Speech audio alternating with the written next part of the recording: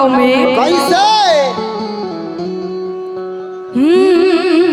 अरे गमना करवला हरे जी एक जानी अपना सैया जी से कहत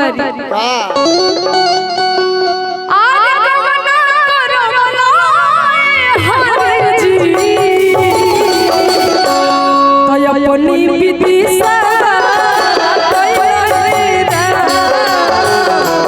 अपनी गुरुआ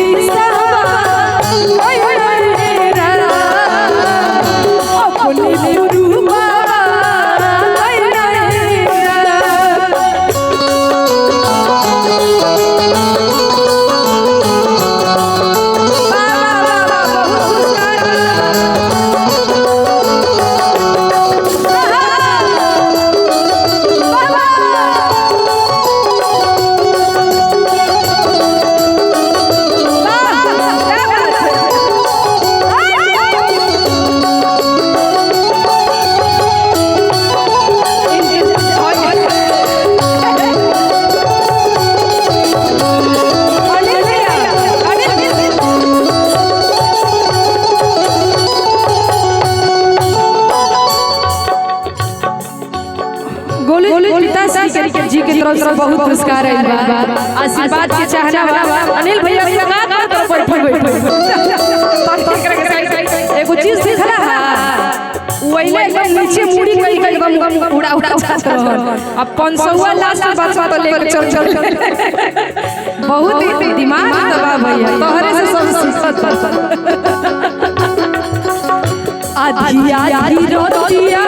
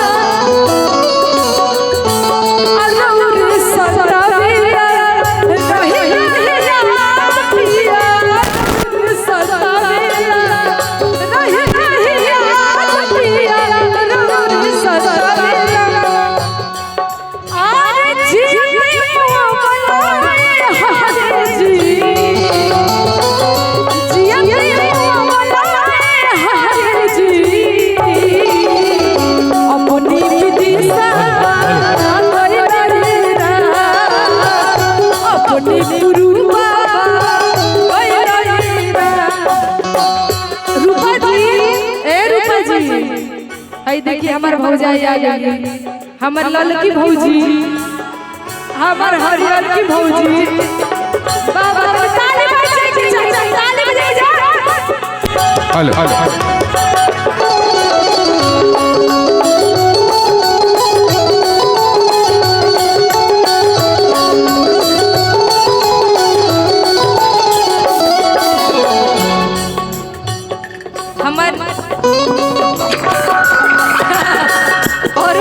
भैया तो लेकर साउंड बनाओ यार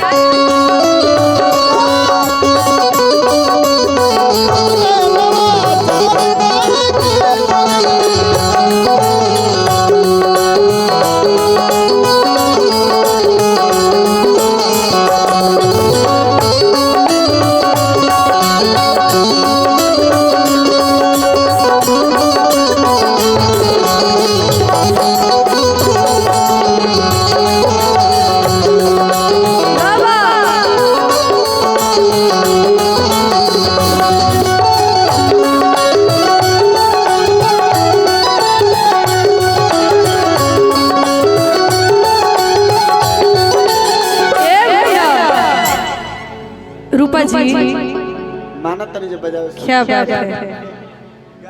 तेरी इस अदा पे सनम मुझको तो प्यार आया और तूने लगाया गले से मुझे कितने लड़कों को बुखार आया। आइए क्या बात है।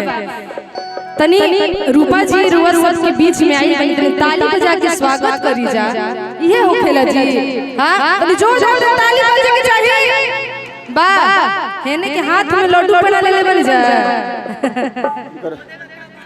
इनकर व्यूअर कमजोर लागत का तरह व्यूअर कमजोर लागत इनका। ऐसा मत कही जी। बहुत बड़े बात मत सोची। इहा खातिर तो एगो लाइन याद आओ तो हमके धर्मेंद्र भैया। अरे कि दीवाना दिल हुआ दीवाना नजर जो झुके आए तुझे चुके छाने लगा नशा। अरे नजर जो झुके आए तुझे चुके छाने लगा नशा कि दीवाना दिल हुआ दीवाना दिल हुआ दीवाना नजर चुके आए तुझे चुके छाने लगा नशा।